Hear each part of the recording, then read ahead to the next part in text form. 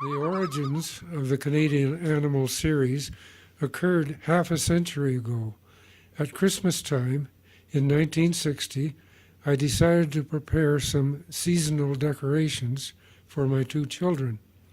They consisted of little reindeer folded from paper, and they looked something like this.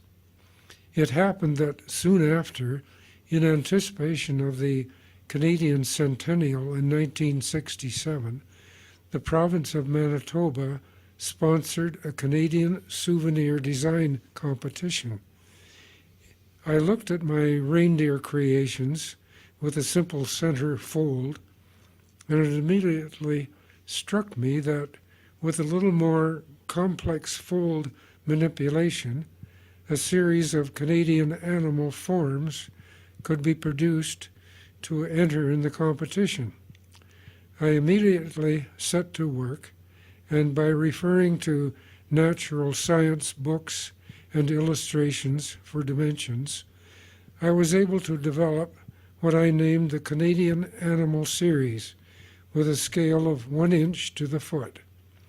Unlike the deer, they involved both straight and curved folds to produce the required three-dimensional forms. It needed at least half a dozen attempts with each animal to arrive at the final shapes. The original set, which we'll call Canadian Animal Series 1, was made from vinyl sheet in 2 colors, the moose, black bear, walrus, and buffalo being brown, and the polar bear being white. They were stamped out and scored with steel rule dies, and then folded by hand along the score lines. This set was submitted to the competition and won the award. The original set is long gone, and unlike the simulated set shown here, it was formed from flocked vinyl, which had a fuzzy, non-reflective surface. In order to produce a more substantial product to offer on the market, we used copper in place of vinyl. The process was entirely different. 16-ounce copper sheet, 1 pound per square foot, was used.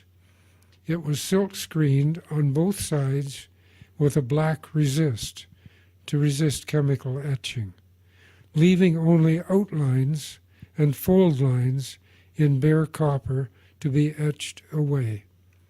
The animal outlines were printed on both sides of the sheet in perfect register with each other, while the fold lines were printed with inwardly folding lines on one side and outwardly folding lines on the other.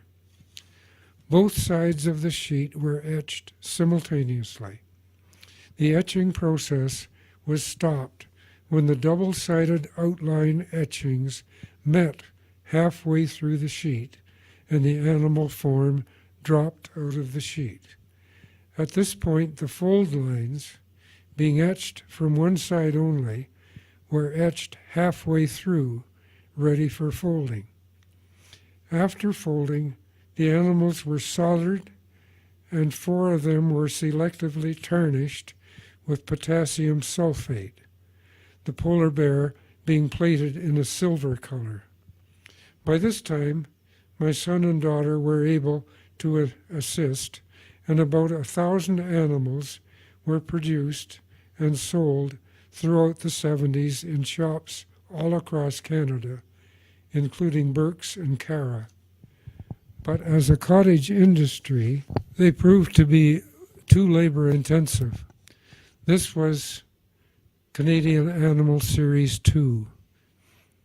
Advanced 4 decades. I had moved to Calgary, Alberta from Ontario in 1998. Then in 2009, 42 years after the souvenir competition, the copper animals came to the attention of Greg Ball, a Calgary designer teaching at SAIT, Southern Alberta Institute of Technology. Having become aware of my other awards and career accomplishments he invited me to visit with his students.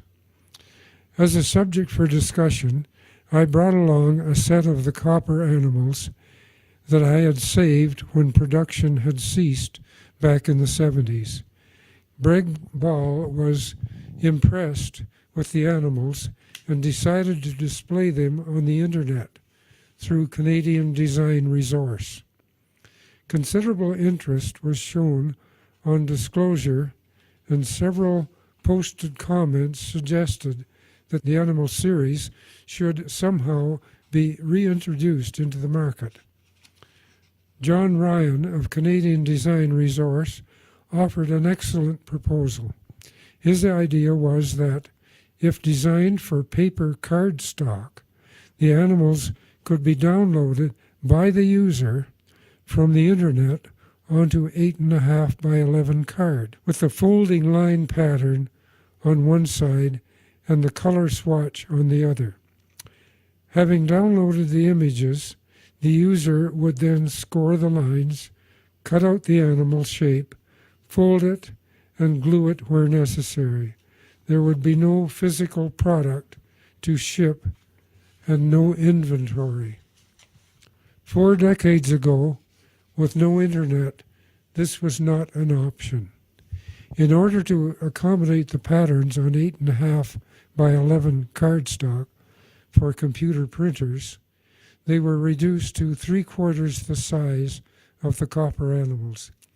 Thus emerged Canadian Animal Series 3. This series may lack the sparkle of the copper series, but it is more authentic in application of color, and the three-dimensional effect is more pronounced.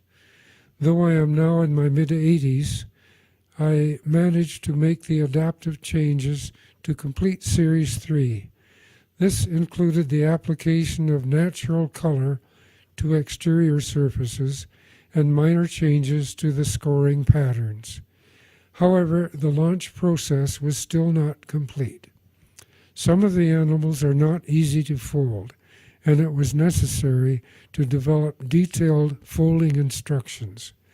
Being of the old school and not sufficiently computer savvy, I called upon Greg Ball to generate these instructions. He did an excellent job with the assistance of two of his students, Michael Peel and Brent Gibson. I could never have finished the job without them.